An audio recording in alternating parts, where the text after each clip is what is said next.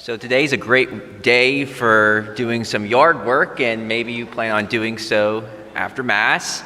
I know we would do it after Mass on Sunday, and I wish we could stay at church forever on those days, because I didn't want to come home and pick up all the loose branches that fell off the wind on Friday.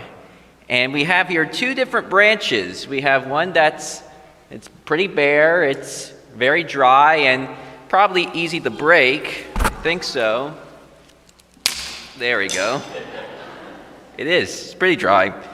And then we have this one here that looks like it's still got some life left in it. You know, pretty green, has some foliage on it, and it won't break too easily. Trust me, I tried for a long time to cut it down. Don't tell Monsignor.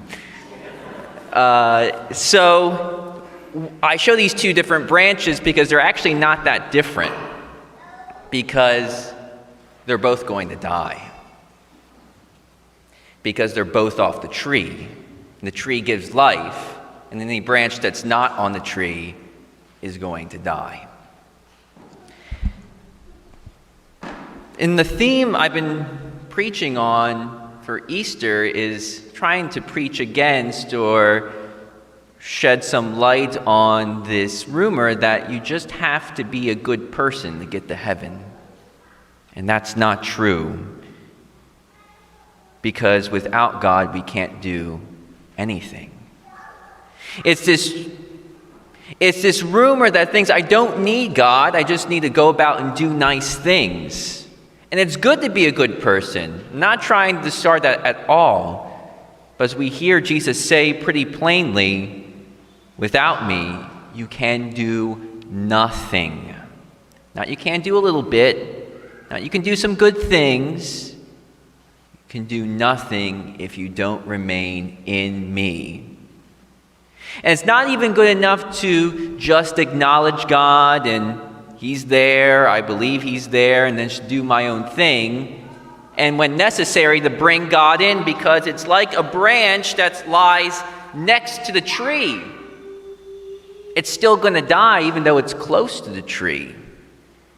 No, the only way the branch is going to live if it remains on the tree. And it's the same with you and me, brothers and sisters. Jesus desires us, though, to be with Him, to remain in Him. He doesn't want us to do it alone, and we don't have to do it alone. He says, remain in me. He says it 4 times, and this is only the first half of chapter 15. He'll go on and say it more and more. Remain in me as I remain in you. But how do we remain in Jesus?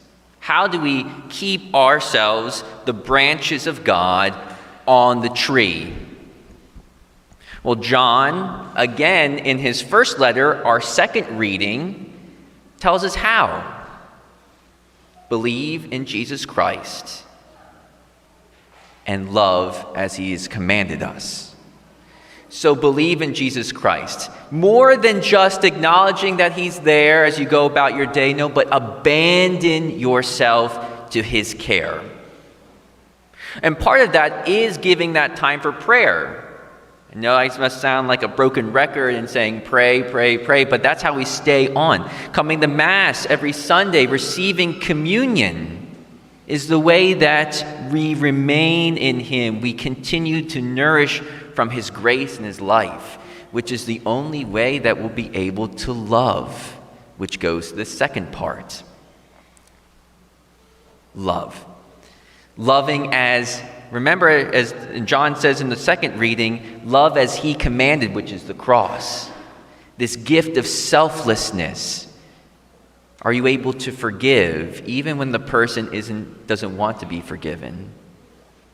Are you willing to suffer with another in their own brokenness and suffering, whether mental, spiritual, or physical? Are you willing to go the extra mile for another, even if it means costing of your time, your talent, and your treasure? These are the ways that God is telling us to love, commanding us to love. And when we love in this way, we remain in Him, because we can't love that way if we don't have God remaining in us. As I said, this is why we come to Mass. This is why we pray, to reattach ourselves to the vine. And some of you may be saying, but I'm already attached. And John says, well, actually, Jesus says, and John writes down, everyone who does remain on the vine needs to be pruned. Brothers and sisters, you and I have room for growth in this remaining, in our abandoning ourselves in faith, in giving ourselves in love as Jesus has commanded us. And we can't grow, we can't be pruned unless we remain in Him in the sacrament of the Eucharist, because He's going to give Himself to us, that nutrient, that grace, Himself, that love that will help us to remain in Him. When you come up for communion, especially for all those who are receiving communion for the second time today, I speak to you all. Pray. Pray that Jesus' love may always remain in you.